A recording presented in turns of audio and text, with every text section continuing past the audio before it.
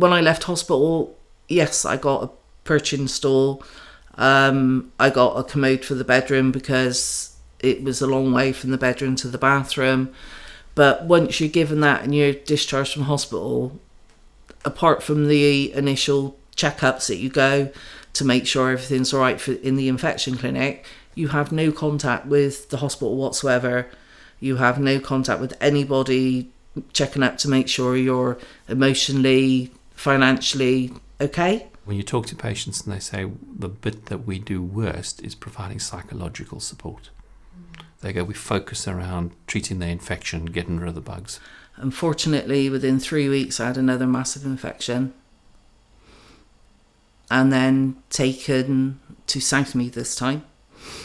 Had another deprivement, and they also replaced part of the hip.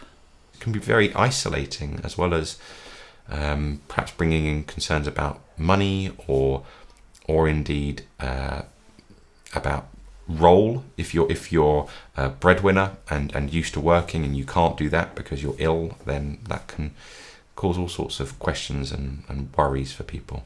So I was thinking, had I done something wrong? Is there something I could have done to stop it? And then the next thought was, what's going to happen now? And it's just helping the patient get through that, to say, actually, finding an answer is not what we need. We just need to look forward, and we just need to look forward to how do we get you where you want to be in the next few months versus where you've been for the last 6.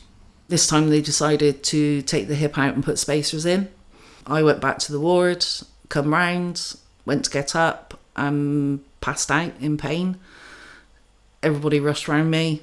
I went for an x-ray and they found that they'd fractured my femur during the operation, and they didn't realise. So I then had to go back the following morning to have the femur repaired. So that was another operation. They took the spacers out, and then I was just over 8 months without a hip. And that's the frustrating bit as well, is that you've got to go right back to the beginning after every single operation. Transferred from Southmead Hospital to Bristol Road Infirmary. Treated for MRSA, MSSA, C. diff, pneumonia and kidney failure. 2 spells in high despondency and 1 spell in intensive care. Transferred to Southmead Hospital Intensive Care. So this is often quite a difficult period in people's lives, and actually some support emotionally, psychologically, maybe some well-being support from the well-being team or the health and well-being coach, the social prescribing team. This is going to be really important, as well as offering the patient just a chance to talk about what's happened to them if they wish, and have that sort of catharsis about this really quite difficult time. So I'm one of these that sort of keeps things to myself, and that's the way I process it.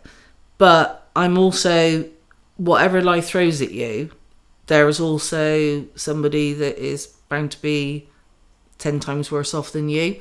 So count your blessings. He doesn't grumble. Stoic. He say stubborn, not stoic. Yeah, well, I can say that as well, yeah. But no, he doesn't grumble. He doesn't grumble. That's how Vernon is. That's his way of thinking things. You just got to get on with it. That's quite a good philosophy in one way. It is really, yeah. Sometimes it can be annoying.